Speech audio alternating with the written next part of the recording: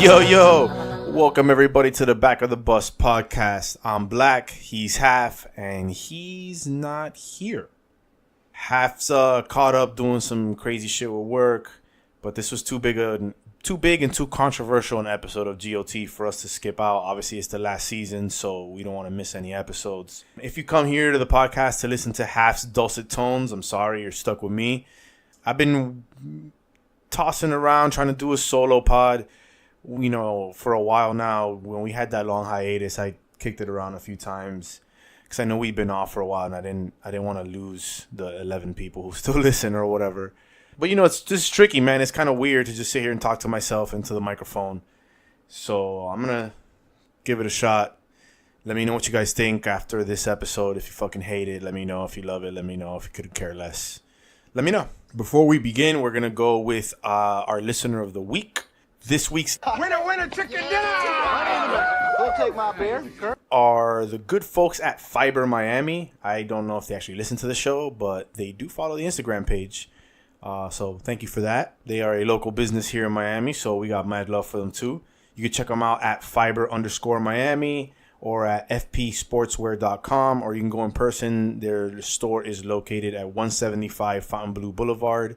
They sell sporting goods, looks like mainly for the ladies. So like workout clothes, things like that. They do have a lot of hot girls on their Instagram page, so check it out even if you just want to look at some hot girls. But thank you guys for following, and hope you guys listen and hope you guys like the show. Appreciate it. If this is your first time with us, welcome to the show. If you are a frequent rider on our ugly yellow cheese wagon, thank you for tuning in again. This is episode 3 of season meh, like Half likes to call it. Normally this show, we talk about anything that's on our minds. Could be sports, politics, pop culture, movies, TV, whatever the case may be, parenting, shit like that. But right now we are currently focused on one thing and one thing only, which is Game of Thrones. This is how the podcast started. We are huge Game of Thrones fans, and we decided to just talk about it in front of open mics one day, and then it kind of just developed from there. So this episode is 100% Game of Thrones centric, with the exception of this little tidbit I'm gonna hit you with right now. Avengers Endgame was fucking awesome. And if you want to argue that with me, I hate you 3000. At me all you want. Okay, maybe I don't hate you, but you're still wrong. It was awesome. Okay. One more thing before we get into the nitty gritty of the episode. So Monday morning, I posted some videos on the Instagram page, on the Instagram page, with my reactions to the episode. And Half and I have discussed it, and we're pretty much on the same page on most fronts. We both love the episode. Did it have its problems? Yes, it did. And we're going to talk about that. We'll get into kind of just some of the things that I wasn't too crazy about. But as a cinematic achievement, as a viewing experience, it was an incredible 82 minutes of television. The emotions that you experience watching this episode, up and down, the ride that it took you on, you can scrutinize it to death all you want afterwards. But in the moment, I defy anybody to tell me that they weren't just captivated 100% by what they were watching. There was the issue with the darkness on the episode, and that did kind of annoy me, and I mentioned that in that video. Half didn't mind it so much. He thought it kind of lent to the atmosphere and like the experience of not knowing what the hell was going on and the realism of having been in that battle.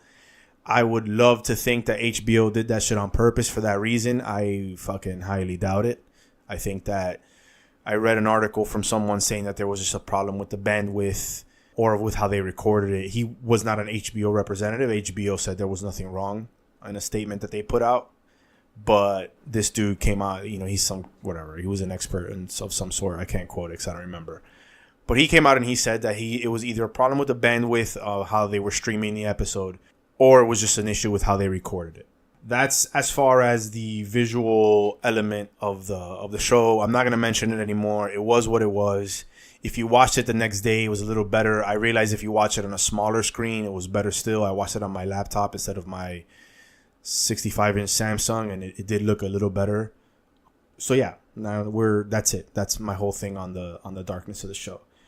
I can understand some of the beef that people had with some of the plot elements and the storytelling of the show. I've seen this whole thing about how the critics are shitting on it because they did too much fan service. I don't have a fucking clue what they mean by that. Isn't every episode of every show at some point fan service because you make it for the fans? Maybe? I don't know. You know, we'll talk about some of like the plot shit that bothered me.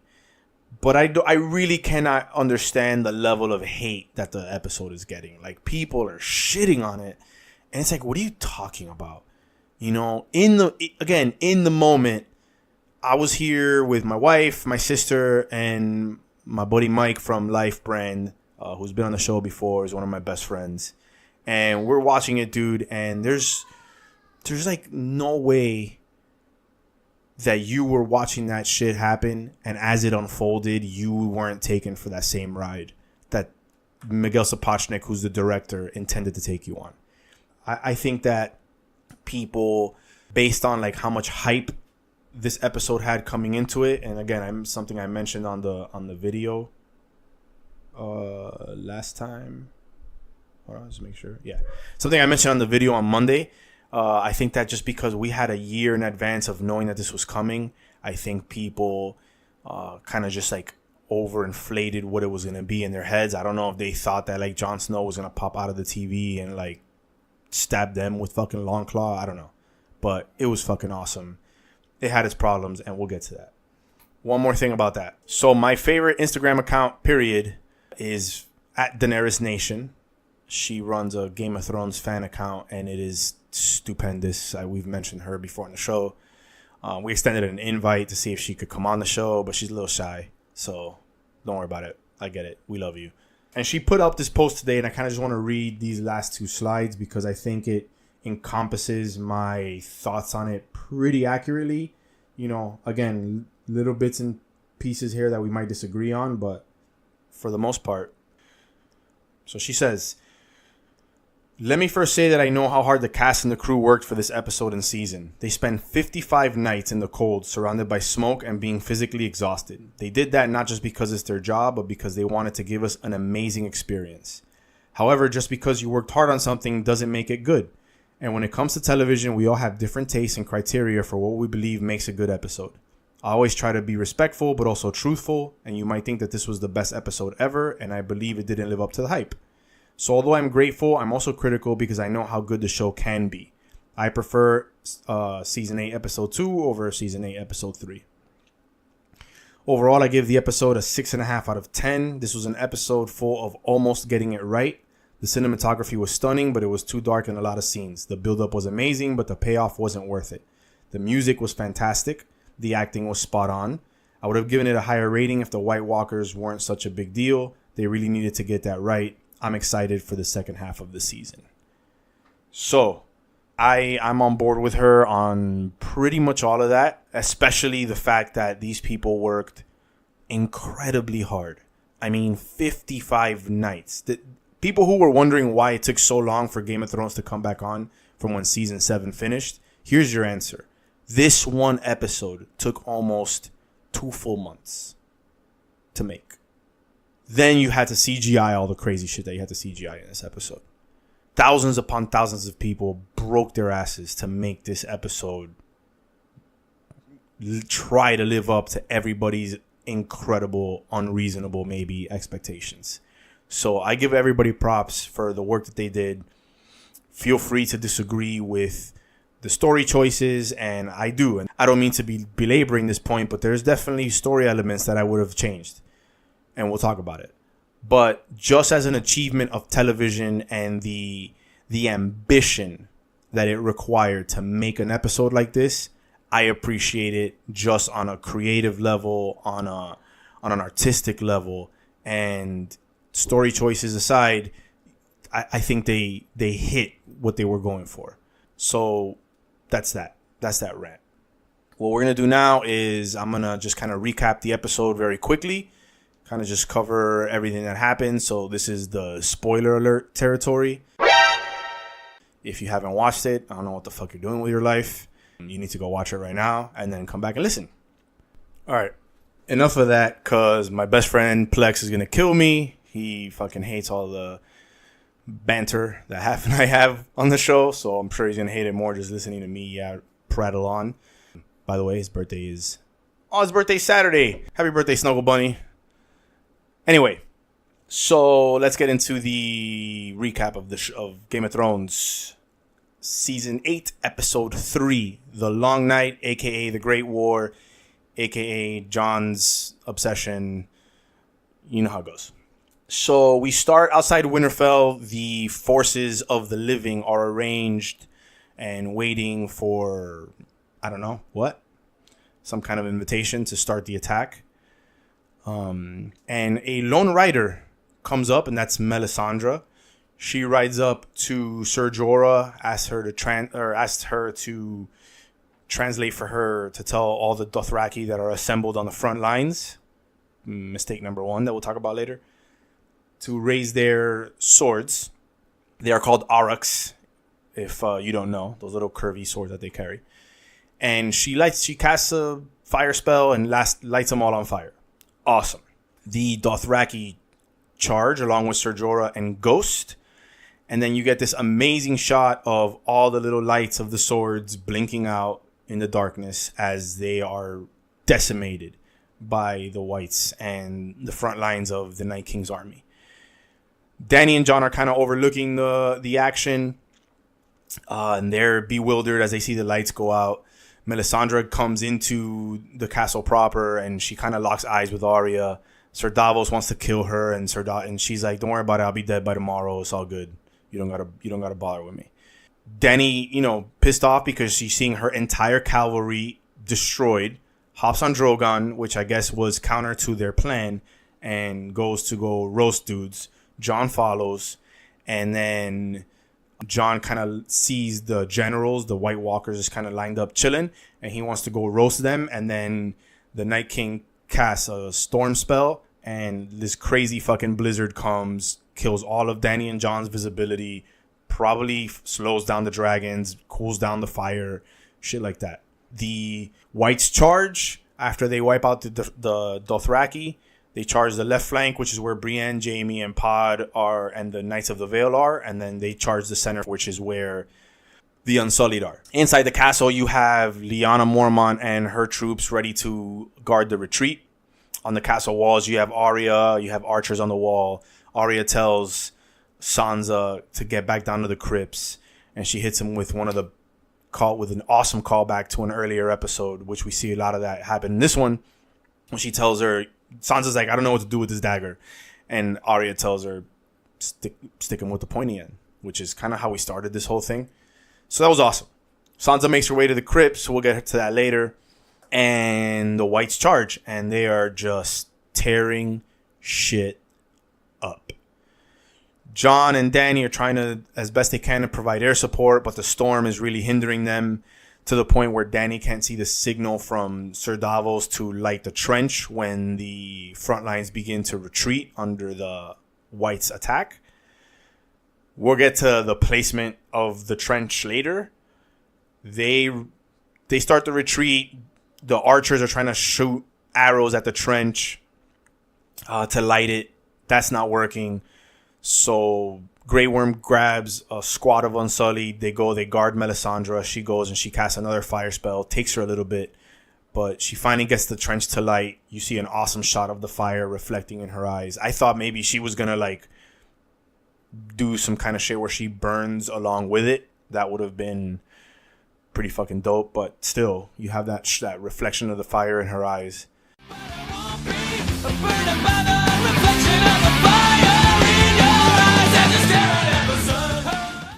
And bam, the trench lights. They call the retreat, and these guys do the best they can to pull all the troops back inside the castle. And then the Whites stop right at the foot of the trench, right in front of it. You go take a shot in the Godswood. Bran and Theon have a little bit of a conversation, and then Bran decides to go into three-eyed raven mode, and he goes into some ravens, and I guess he's looking for the Night King. Again, we'll talk about that later. He finds the Night King. The Night King puts his hand up or some shit, and I guess it's issuing a command for the Whites to start throwing themselves on the trench to create a path for the rest of them to charge through where they're not getting burned by the fire, which signals the fucking end of the front lines. And what looked like to me when I watched it, the end of the Unsullied, or most of them anyway, because they were in front of the trench, still trying to hold the retreat, and then the whites just overrun the position. And then they start trying to climb the walls. On the walls, Arya and Davos and these people and Jaime and Brienne are trying to knock them off as the whites are just climbing each other to get up the walls. Eventually, they overrun the walls. The Night King comes with Viserion and blows a hole through the walls with Viserion's fire. Then you get this amazing sequence of aerial combat, of dragon on dragon on dragon aerial combat with Viserion, Drogon, and Rhaegal and their respective riders. You know, I thought that was just so well shot. That shot when Jon and Dany go take the dragons above the cloud line to look for him and then dive down back into the storm. Just beautiful television. Probably one of the most beautiful, amazing shots the show's produced outside of like when the Sept of Baelor exploded, which to me is still the most visually stunning thing I've ever seen on television. You know, then you get the awesome sequence when Viserion's face gets torn off and his neck's punctured and you start seeing the fire spout out of the holes on his face and neck. But he still does some damage to Rhaegal. Rhaegal crash lands. I thought he was done. Jon's on foot. Dany knocks the Night King off of Viserion. Then she finds him and she casts Dracarys and the Night King tanks it. He just takes the flame full onto the face like it's all good. Smirks a little bit, which we'll also talk about later. Tries to chuck another spear at Drogon. Dany evades it. Flies off. Jon starts to charge the Night King. Night King pulls another hard home. Resurrects all the people who'd fallen already in defense of the living, brings them back up, including Dolorous Ed, who was the Lord Commander of the Night's Watch after Jon was killed and resuscitated, and he was killed saving Sam's useless self. Or is he useless? If I have time, I'll cover some thoughts on that later. Yeah, so Jon's surrounded by whites. Inside the castle, all the fallen get resurrected, including another thing bears mentioning, my little bear. I would love to adopt her. I look at her as one of my own. Little Lyanna Mormont. She died fighting a giant. She killed that motherfucker. Dragonglass dagger to the eye. It was beautifully shot, beautifully done. Bella Ramsey is a star of an actress. She's just amazing. Really cool sequence. And she went out like a G, like we all knew she was gonna at some point or another. Even though it would have been awesome if she ended up on the Iron Throne. But anyway. So all of these people resurrect around Jon and inside the defenders in the castle. Jon's trying to charge the Night King. Night King walks off, lets Jon deal with the whites. And he's surrounded. Like he, under all normal circumstances, should have been dead right there. But he's Jon. He's an amazing fighter. And he survived long enough for Dany to swoop in with Drogon, flame the whites that were around him. She lands, and he runs into the Godswood to go try to protect Bran from the Night King. And Dany kind of lingers watching him. Don't know why. Again, we can talk about that later. And Drogon gets overwhelmed by whites. So she climbs off, or she falls off, and he takes off into the sky to try and shake the whites off him. And that's the last that we see of him for almost the rest of the episode. Now she's surrounded by whites, and here comes Ser Jorah. He protects her.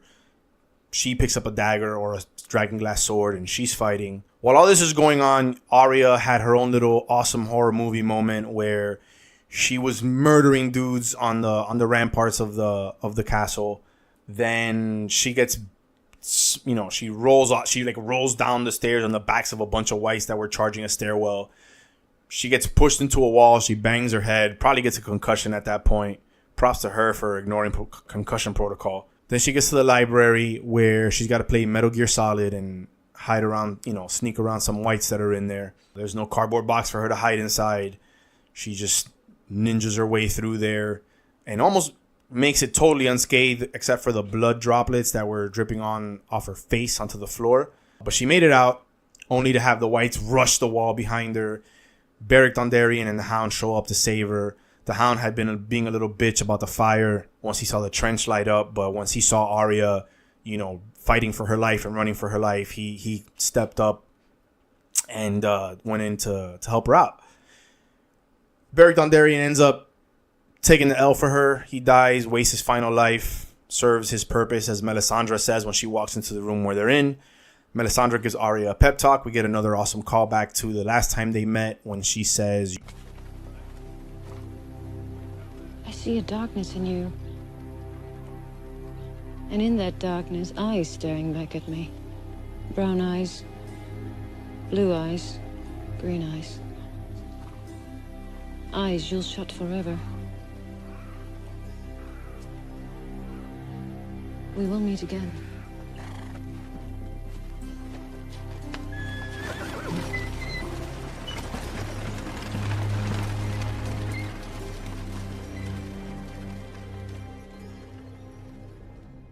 she says to Arya, what do we say to the god of death? Like Syrio Forel told her back in season 1.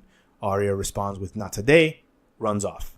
In the crypts, you had an awesome exchange with Tyrion and Sansa, where Tyrion's like, man, I could be out there and I could be making a difference. Strategy, this and that and the other. I could see some shit that maybe they're missing. Sansa checks him and tells him, you weren't going to do shit outside. We got to just stay in here and not get in their way, which is maybe what Sam should have done, but that's besides the point. They kind of have this moment between them where maybe they're considering rekindling their original marriage because, you know, he was cool to her. He never mistreated her. You know, she grew to respect him. She makes a point about how his divided loyalties will be a problem because he's so loyal to Daenerys. And Missandei comes in with, well, if it wasn't for Daenerys, we'd all be dead. So go fuck yourself. Later on in the crypts, some whites, some dead Starks resurrect as whites. Here is where my first major disappointment came. And I don't want to get into it too much right now, but the whites come out. They kill a couple of people down there. Tyrion and Sansa were hiding behind like a tomb. And she takes the dagger out. And I thought maybe she was going to like kill herself by the way she was holding it. She was holding it by the handle, kind of pointing towards her. And I thought her and Tyrion maybe were just going to set their whole hands. But they didn't. They tried to go out and charge. And then at that moment, it cuts to the Godswood, where Theon, who's been protecting Bran all this time, is out of arrows, out of allies, including Alice Karstark, who everybody continues to ignore, most likely died. Because we saw her enter the Godswood with Theon in that spot, and then we don't see her again. So she was most likely one of the defenders in the Godswood. Theon's the last one left. He gets another little pep talk from Bran. Charges at the Night King stupidly. Dies. But at least he died, you know, heroically, not being a little bitch. So I guess that's the conclusion of Theon's redemption arc. And then the Night King does the little slow walk towards Bran. I mean, he's won. He's got his generals. There's a bunch of whites in the Godswood. He's got it. Meanwhile, Jon's trying to make his way there. Jon's fucking fighting, trying to dodge Viserion's blue flame.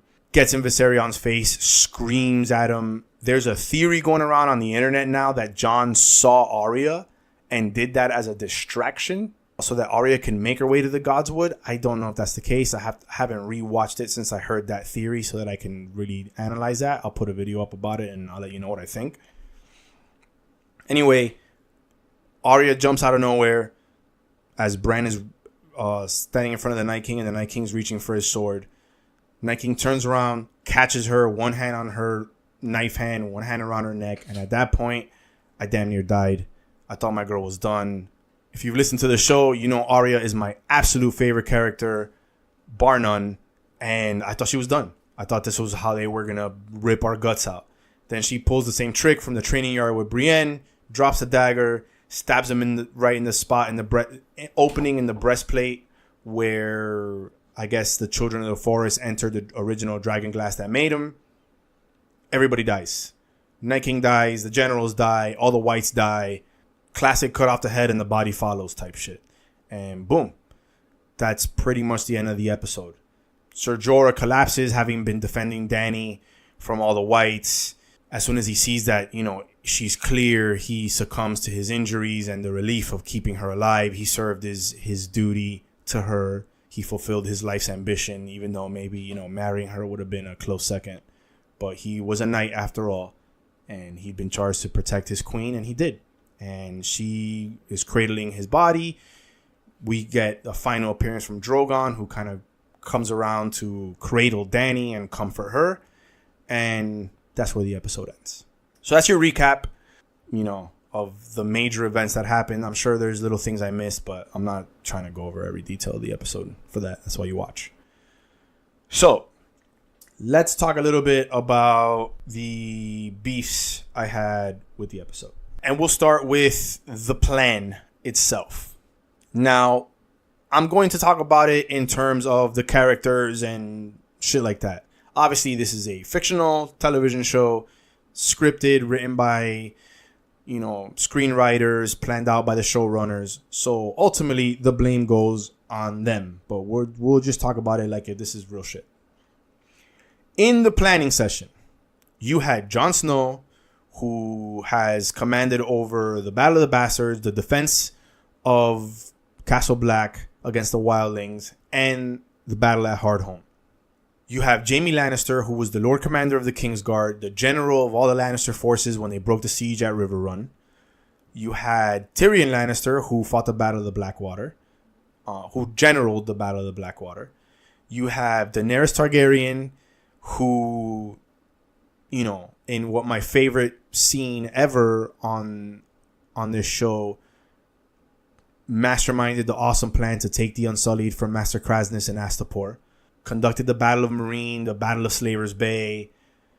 Varys, who maybe not a battle commander, but certainly someone with a gift for strategy. Ser Jorah, who was the Lord of Bear Island, served in the Golden Company, which is the mercenary group that Cersei's paid for right now. The moral of the story is you have a lot of very, very, very, very savvy, battle-hardened people who should know better than to make the ridiculous mistakes that they made.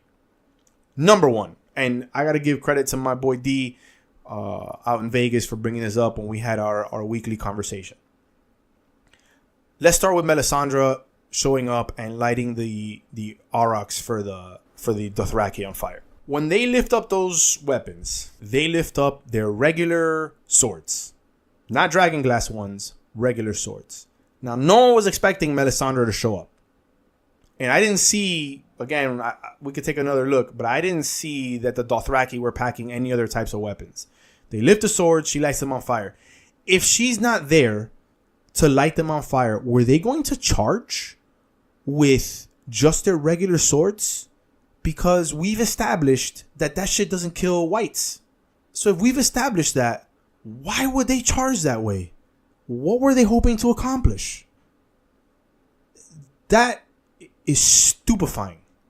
Okay, number one. Number two, you don't send your cavalry into an open charge in a darkened field with no visibility to rush an enemy. That's not how you use cavalry. All right. Bran should have been doing the Raven scouting thing from the beginning. Giving them a lay of the land, what was to be expected. Hey, there's a giant right in the center of where you plan on charging. The Night King's chilling in the cut somewhere. Like, where was the advanced scouting? What they should have done with the cavalry is had the cavalries out to the flanks, maybe on either side or maybe on one side, whichever way you want to play it. Start firing the siege weapons, right? Because Bran would have told them, hey, this is their range. So once you have their range, you start chucking those flaming catapult bombs at the whites, induce them to charge, right? To meet not your infantry, the trench. You have them meet the trench, you light the trench, you have the whites have to fight through the trench to get to your infantry, which is the Unsullied. As they're fighting through the trench, you have the dragons come in and smoke them all out, start lighting them on fire. Once the Night King comes into play and the dragons leave, then you charge the cavalry from either flank and you tear through them, because now the whites have to fight on three fronts. They got to fight either side, they got to fight through the trench in front of them, and they have to fight the Unsullied behind the trench. How anybody decided that it would be a good idea to dig the trench behind the infantry, leaving one narrow path for the retreat, is fucking absurd. Like, you gotta bone, like, you're a showrunner on the show. You gotta bone up on some military strategy. Like, somebody somewhere, a consultant, something, had to look at this shit and be like, what you just said is one of the most insanely idiotic things I have ever heard. Everyone in this room is now dumber for having listened to it.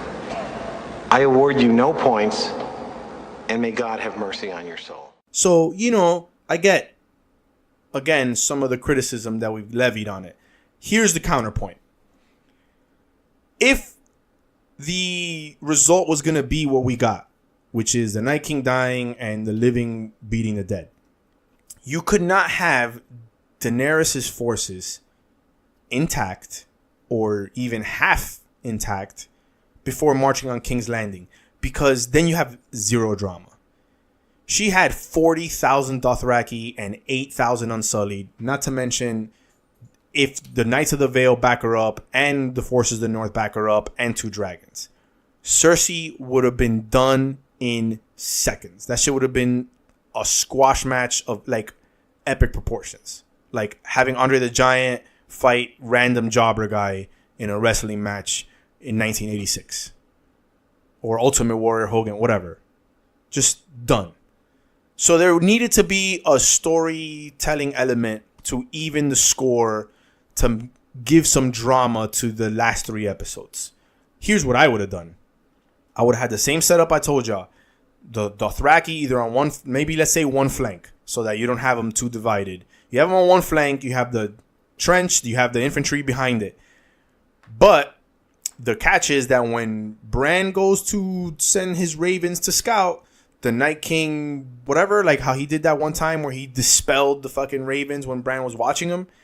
And then he goes and he roasts a Dothraki. Like he flies Viserion over and roasts a Dothraki before they get to charge. You accomplish the same thing and you don't look quite as stupid in the way that you're doing it. So that's just my whole take on the setup. Why the Dothraki didn't have dragon glass weapons is beyond me. I don't know what the hell they were. That was a great catch by D. And then just the whole setup of the defenses. The other thing is, you have these siege weapons. You have them outside of the castle walls. You fire them twice, maybe? And then they're useless. When the fucking whites were just standing there outside the trench, you could have been chucking bombs at them. And you could have been chucking flaming arrows at them. Instead, they were just watching. The people on the wall were just watching the whites just stand there at the trench. That would have been a perfect opportunity to rain holy hell down on them. I know Dany and the dragons were doing that kind of towards the back. Dany and Jon were doing that kind of towards the back. But right on the line where you see the white standing there, you get a shot of Arya and Davos just looking at him, and you're just like, bueno, this is cool. So, you know, not good. Militarily speaking, just not good at all. Next, the inconsistency with the storytelling. So a lot of people had a beef about a couple of things. They feel that not enough major characters died, where this show has been built on the premise that anybody could die at any time. And the other half of that inconsistent storytelling is just the way they've handled the magical elements, the way they've handled Bran's story and explanation of his abilities and who he is and who the Night King is and what his motivations are. A lot of people have felt that that's lacking. They wanted a little bit more closure on that before we got the Night King's inevitable demise. So let's tackle that one at a time. All right, so let's start with the major characters and who died and who didn't. Like I mentioned before, you had Ed from the Night's Watch, bagged it. Beric Dondarrion, adios. Lyanna Mormont, rest in power. Ser Jorah died beautifully. Theon Greyjoy, and the Night King. Think that's everybody. Major character-wise. Major or supporting. Guys, there's 3 more episodes. If they wiped out everybody but Jon, Dany, Sansa, Arya, right? If they wiped out everybody who we thought was going to die when they got their little goodbye at the end of last episode, Jaime, Brienne, Davos, Tyrion, all these people, what do you have left over the next 3 episodes? There's nothing to care about. D and I were talking about it, and I'm gonna hit this. I was gonna save this for the prediction part later, but I'm gonna hit you with it right now. It's gonna be far more interesting to watch Brienne die either on a missed crossbow bolt shot from Bronn, which then spurs Jaime to kill Cersei, or Brienne dies fighting the Mountain after Cersei orders the Mountain to kill Jaime. Brienne tries to take that fight. She dies. The Hound jumps in because he's got a lot of respect for Brienne because Brienne fucking beat his ass. And then that's when you get your Clegane Bowl. And that's a much more beautiful, worthwhile, valuable death storytelling-wise for Brienne than dying from a fucking bunch of stupid zombies. Like, really? Same thing for Jaime. Jaime can't die till some part of the Valonqar prophecy gets, completed or not. But at least there has to be one more confrontation between him and Cersei. He can't just die out here. You know what I mean? He's been too important a character to the show to die to a bunch of zombies. Davos, sure, he could have died, but whatever. If he would have or would have not, are we really that upset because Davos didn't die right now? I'll tell you who could have died, who should have died, that didn't, was Varys. Varys has been worthless since he teleported back and forth from Essos to Westeros to recruit Dorne to Dany's cause. Absolutely worthless. Him dying in the crypts would have been meaningful. He's not going to be in battle later. So that's a death that could have happened. As much as I would have been sad about it, Gilly could have died down in the crypts. That would have been, that would have hurt and that would have been emotional and people would have, maybe, as ridiculous as it is to say, felt better about the episode. But, everybody else who has a role to play in the Game of Thrones, which is what this is, it's an adaptation and, it is the adaptation of A Song of Ice and Fire, but the show is called Game of Thrones. And at the end of the day, this is what it's about. It's always been about the Iron Throne. The Night King thing was an element to the story that they had to include because George made it a big deal in the books. So they couldn't just ignore it. But they've never been fully comfortable with the magical elements of the show. The folks at Binge Mode, who is, my favorite Game of Thrones podcast and one of the inspirations for me to try to do this, for half an hour to try to do this one, they've talked about that at length. They've written about it. Mallory Rubin wrote a beautiful article about it. I think so is Jason Concepcion. And they mentioned that the show has just never been as comfortable with the magical elements as the books are. And, Dee and I have talked about it where, and I told him the show, neither David Benioff nor Dan Weiss are fantasy fiction writers. So, of course, they're not going to be as comfortable with the magical elements as GRRM. Once we got past the books and the guideposts that the books provide, they were going to have a hard time. And we've just got to kind of know that and appreciate it. Kind of the same way we have to understand it. Kind of the same way we have to know and understand that there's only 6 episodes left this season. War texted me earlier today or late last night, I don't remember, time blends, and said that episodes 1, 2, and 3 should have been a season unto itself. And I totally agree. 100% agree. But we weren't going to get it for whatever the reasons are. Budget concerns, time constraints, contract disputes, money, the actors getting bored, the showrunners getting bored. I don't know what fucking reason they had to make this a 6-episode season. But they did, and we just got to kind of live with it. So we have to watch what we're watching and analyze what we're watching and not what could have been. So yeah, so they couldn't kill everybody off this episode. They just really, really couldn't. And I think that as the season progresses, we'll appreciate that more. The whole thing with the magical elements, I already touched on that. I didn't like Bran just fucking being in Undertaker mode with his eyes rolled into the back of his head for 40 minutes. There has to be some kind of payoff some explanation as to why and what the hell he was doing. I hope we get it. If we don't get it by the end of the season, then yeah, I think people would have a legitimate gripe. We still have 3 episodes left. Bran's not dead. So there's still a very large possibility that we're going to get some sort of explanation going forward. I hope we do. And then the whole thing with the Night King and the White Walkers and what his motivations were, and getting so close and the slow, confident walk, to, as Jason Concepcion also said, to the 1 yard line and fumbling like fucking Deshaun Jackson on that kickoff return when he fumbled the ball at the 1 yard line. That's what he did. He thought he had it in the bag. And earlier in the episode, we see that smirk when Danny tried to roast him with the dragon fire. And there's, side note, all this crap about him being a Targaryen is crap. He's the fucking ice god or whatever.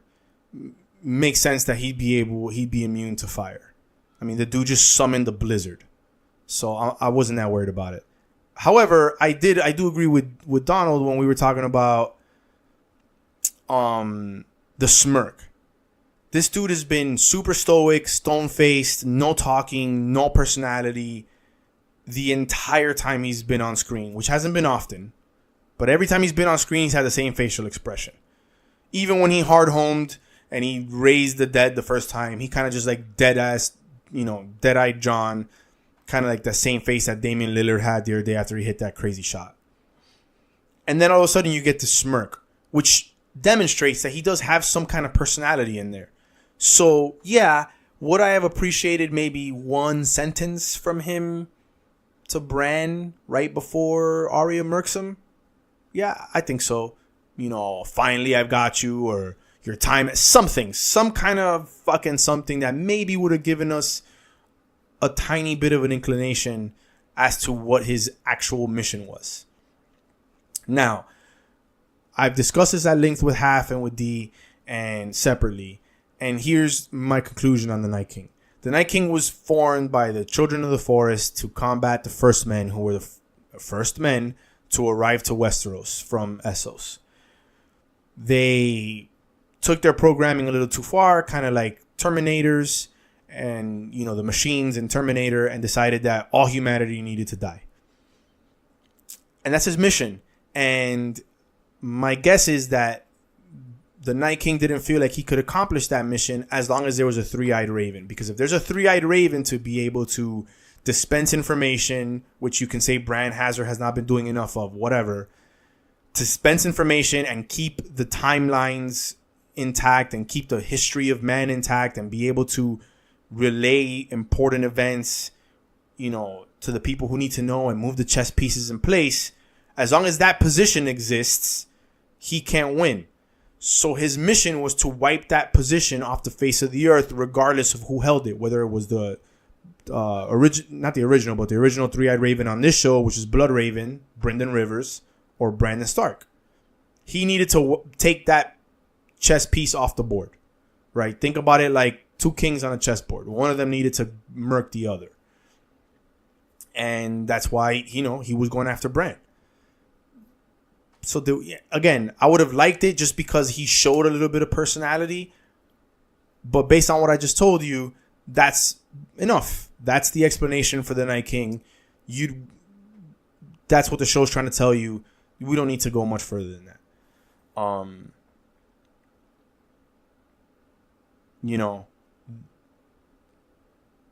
Lastly, on my gripes were the crypts. The crypts in Winterfell got mentioned like 11 times that they were going to be the safest place, the safest place, the safest place, the safest place. And what do you get? You get a couple of whites that pop up, some dead Starks, no named ass, irrelevant Starks. Like, I understand you can't get Ned. Ned had no head. We talked about this last week. I understand you can't get Robb. Don't even know if Robb's body's there. Also had no head. Even though it would have been fucking dope for zombie Robb with Grey Wind's rotting head coming to life. Catelyn, we don't know if she was there. That's where my bet was. I thought we were going to get a Lady Stoneheart payoff. I think they should have done that. But at the very least, can we get a Rickon? We know he's there, and we know his body's relatively fresh and intact. Rickon has to have come out of one of those crypts. Scared the shit out of Sansa. Dropped right in front of her as the Night King fell. That is a huge miss on the show's part. You didn't even need to bring the actor back, because you're CGIing. You could have CGI'd him as a fucking white anyway. So the whole thing about having to bring the actor back and giving it away wouldn't have been the case. How they did not, I don't know if they didn't think of it. I don't know if they decided against it. I don't know, again, if it was a budget decision. But that's a huge ball drop right there. You gotta bring Rickon back. You gotta give me something in the crypts other than 3 or 4 whites and a bunch of no-name commoners dying. Take Varys out, take Gilly out, not Little Sam, but take Varys and Gilly out, and maybe Missy. Maybe Missandei bites it. So since Grey Worm survived and Missandei dies, but you can't do that. You can't build up the crypts, safest place, but not really, for all this time to just have some no names die. And that's it, man. Those are my major beefs with the episode. So before we get into next week's predictions, I have some questions. So the first one I've seen kicked around as far as just other criticisms is, has Dany been reckless with her dragons? She gave one up to Jon because Dragon and Ryder bind for life. So I think that's still going to have a part to play in what's left.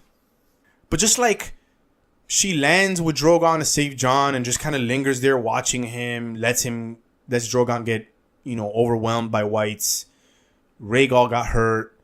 These are the most precious things in the world. Like, you have dragons, you win. Aegon the Conqueror took Westeros with 3 dragons and 1,600 troops.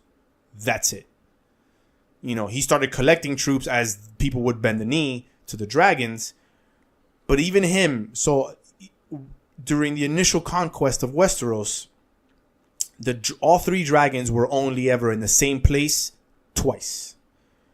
At a battle called the Field of Fire, where the armies from Casterly Rock and the armies from the Reach assembled like their full armies to face the Targaryens. And Aegon and his sisters roasted all of them. Completely destroyed the armies from the Reach, to where that entire bloodline was wiped off the face of the earth and decimated the Lannister army. And the only other time all 3 dragons were assembled in the same place was when they went north after this battle, and the armies of the north were assembled, and King Torrhen Stark looked across the field and saw all 3 dragons. He'd gotten reports of what happened at the Field of Fire, and he bent the knee and forever became known as the King Who Knelt, so that he could save all the lives of all his people. And that's it. Aegon Targaryen was very careful about not having all 3 dragons in the same place at the same time in every other conflict. Dany already took 3 dragons to Bad Plan north of the Wall, lost 1, and almost lost both of them here. So yeah, she's been a little reckless with the dragons. But in her defense, these are the first dragons to be around for over 100 years. She's got she's got the history that she should know. But she's got no manual for this. There's no instruction manual on how to train a dragon. And how to use dragons in combat. So she's learning as she goes. So you got to give her props. We'll see how she deals with it. I wonder if there... Well, okay. We'll save that for the predictions. All right. So, finally, predictions for next week. Or expectations for next week. The trailer didn't show much. The trailer did show Dany kind of celebrating with the remaining Northerners, and there seemed to be a nice little moment there where everybody was kind of cheering. She's talking about that we won the Great War, now we got to go beat Cersei. Cersei looks pretty pleased. Cersei and Euron look pretty pleased with themselves. You see a shot of a bunch of people rushing into King's Landing. I don't know if that's the army she's watching or maybe refugees from the north. I don't know. You see the shot of Daenerys' fleet. I don't know where she's got all the people to man all those boats. Most of her people are fucking dead. So she doesn't need all those boats. You see the 2 dragons. You see one of them pretty injured, like the wings are all torn up. I expect that to be Drogon because he's the one who had the whites all over him. If that's Rhaegal, it's going to be weird. And then you see this little glimpse of Ghost, who we didn't see at all in after he charged with the Dothraki. I'm glad he's alive, even though in that shot it kind of looks like a sheep because the legs are really skinny and the top's really furry. So maybe that's just bad CGI. But we see Ghost there. I thought he should, side note, he should have been in the Godswood with Bran, and Bran should have worked him, but whatever. The story is what the story was.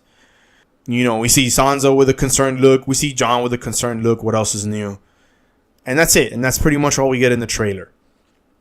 What do I expect? I expect, some kind of planning session. I expect to see a time jump, maybe, so that the dragons can heal, because it would be really reckless. If we're talking about being reckless, it'd be really reckless for her to take those 2 wounded dragons into a fresh battle, especially if she remembers what that big crossbow did to Drogon, or almost did to Drogon. So there needs to be some kind of waiting period while they remarshal their forces, resupply, turn all the dragon glass weapons back into steel weapons, because now it's not undead you're fighting. You need shit that's going to go through armor and plate and whatever. So there has to be some type of lapse of time.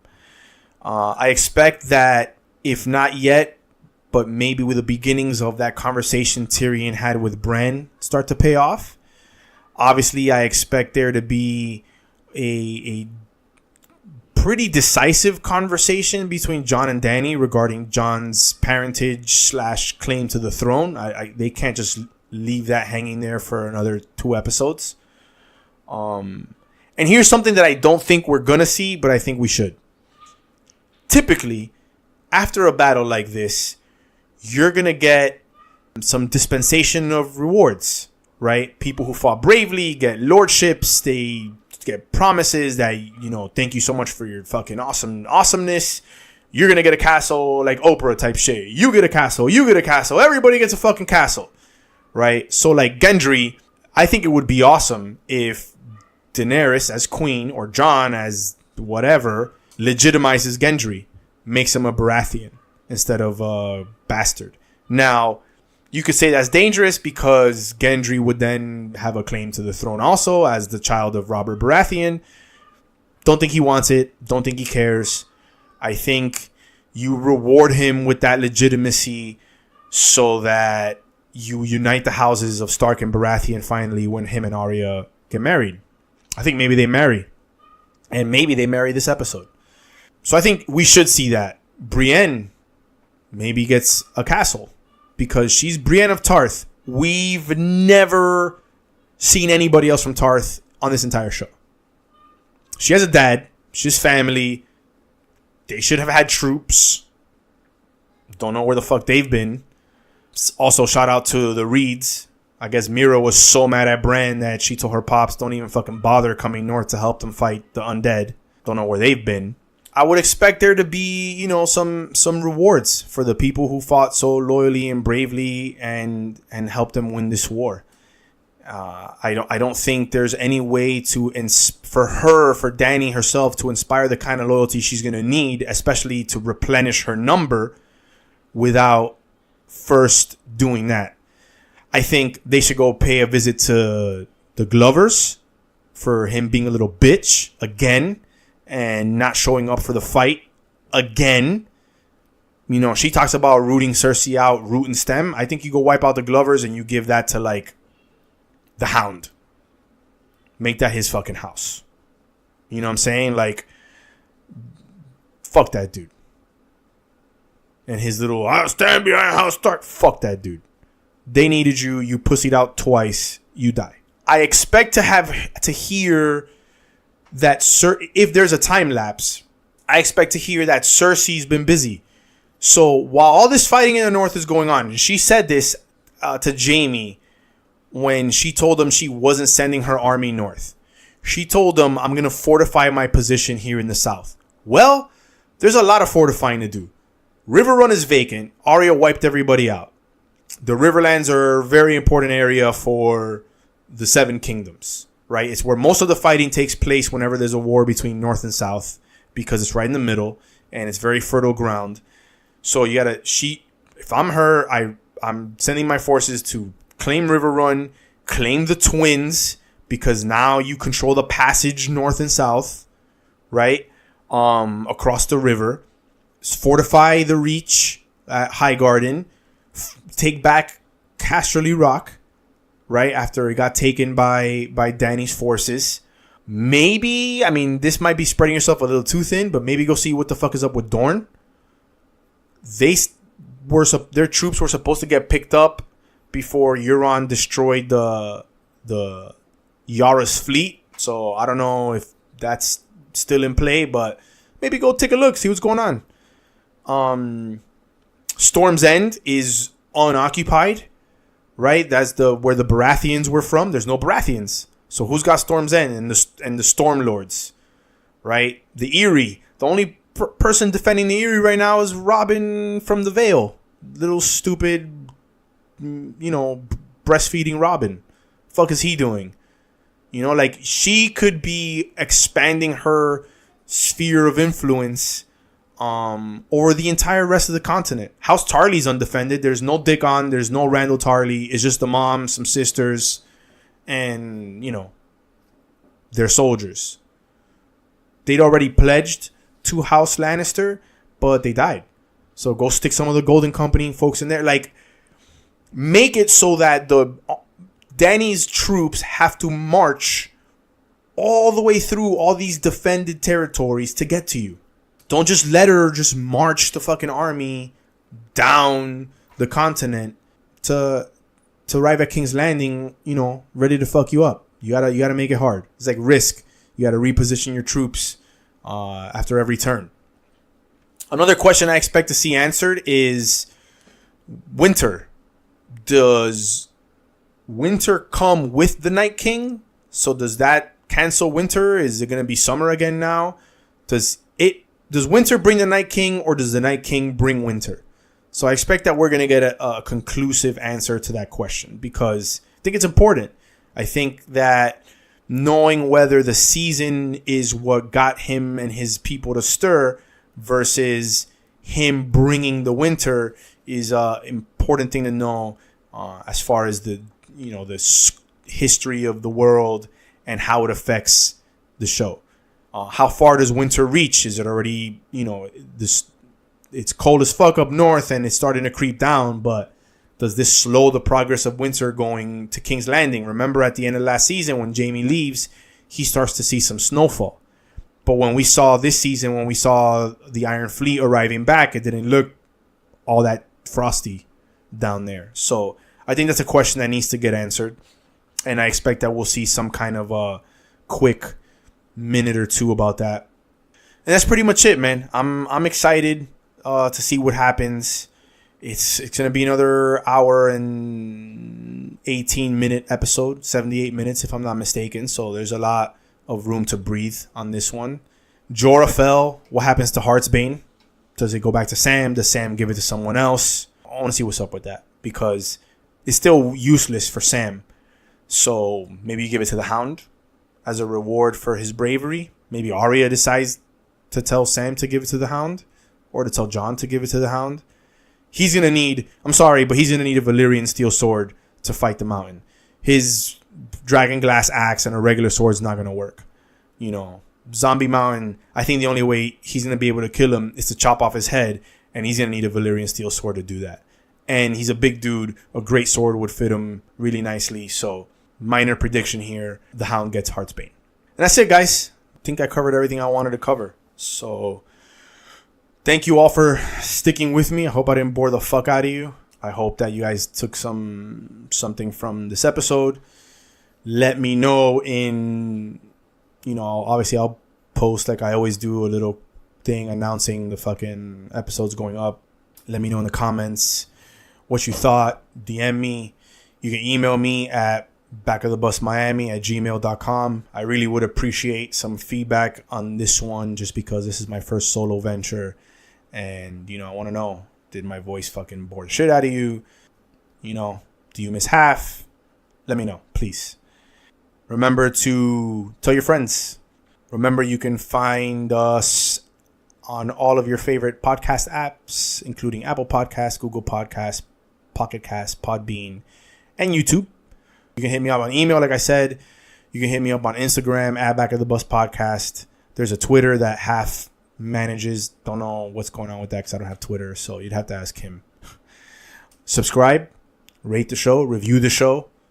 The more reviews and shit like that you do, the more visibility we get. So 5 stars if you love us, 5 stars if you hate us. I don't know if you guys saw the awesome post that Half put up today where he responded to that bot wanting to get us to give him money for like nudes and shit like that. But that shit cracked me up at work, and I needed it. Needed to laugh at that moment. So it was pretty funny. But same thing, 5 stars either way. Help a brother out. Check out at Daenerys Nation on Instagram and at Universe of Thrones for what I think are the best 2 Game of Thrones fan accounts going right now. Once again, check out Fiber_Miami for any athletic wear needs for the ladies. And that's it, man. Tune in next week. We'll be back to cover Season 8, Episode 4. One of the things I most look forward to is once the episode's over is finding out what the name of the episode was. I kind of knew the long night. This one was going to be the long night. It was either going to be that or the Battle of Winterfell. I'm curious to see what next one's going to be. That's always like a highlight of the night for me. Hopefully Half will be back. Anyway, love you guys. Thanks for listening. Check you out next week. Peace.